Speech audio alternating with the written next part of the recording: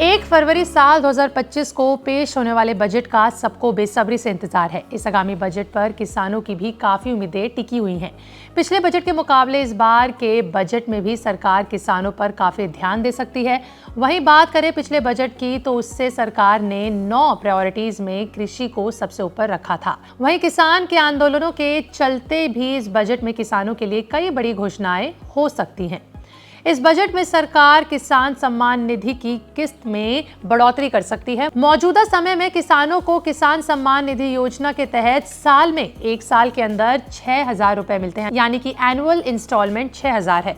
लेकिन अब इस रकम को 2 गुना यानी कि 12,000 करने की बात चल रही है।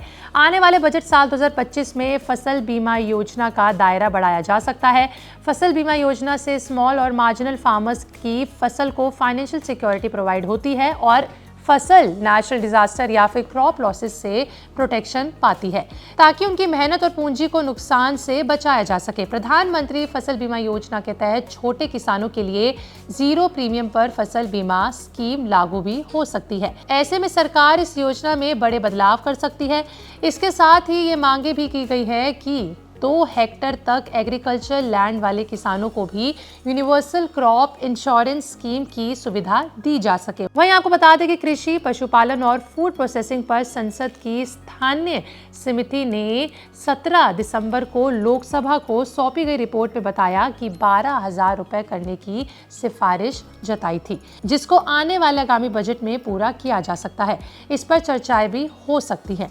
इस बजट में सरकार की किसान क्रेडिट कार्ड की लिमिट भी बढ़ सकती है, उसमें भी बढ़ोतरी हो सकती है। मौजूदा समय में किसान क्रेडिट कार्ड की लिमिट 3 लाख रुपए है, जिसको बढ़ाकर 5 लाख रुपए करने की बात चल रही है। बता दें कि किसान क्रेडिट कार्ड यानी KCC योजना की शुरुआत ईयर 1998 में हुई थी। इस योजना के तहत सरकार किसानों को कम इंटरेस्ट रेट पर लोन प्रोवाइड करती है। जिस रफ्तार से देश में GST बढ़ती जा रही है, उससे सरकार इस बजट किसानों को राहत दे सकती है। सरकार खेती में इस्तेमाल होने वाले सीड्स, एग्रीकल्चर मशीनरी और फर्टिलाइजर्स पर GST से राहत दे सकती है, यानी GST फ्री कर सकती है। इसके साथ साथ पेस्टिसाइड्स और GST रेट जो कि इस समय 18% है, उसको 5% करने पर भी मांग की गई है। वहीं अलग अलग बीजों पर सरकार अलग अलग GST लगाती है। उम्मीद है कि इस बजट में सरकार किसानों को इससे राहत दे सकती है। बजट साल 2025 में सरकार एग्रीकल्चर स्कीम्स के लिए एलोकेशन में बढ़ोतरी भी कर सकती है। देखिए, पिछले साल के बजट की बात करें तो सरकार ने कृषि योजनाओं के लिए करीबन 65,000 करोड़ के करीब का एलोकेशन किया था। वहीं इस बार एग्रीकल्चर सेक्टर को कितना एलोकेशन मिलेगा वो तो 1 फरवरी साल 2025 को ही पता लगेगा। आपको इस पर क्या लगता है कि आपको लगता है कि इस बार सरकार एग्रीकल्चर की तरफ ध्यान देगी? हमें कमेंट में लिख के जरूर बताएं। वीडियो अच्छी लगी हो तो लाइक शेयर करना बिल्कुल ना भूलें।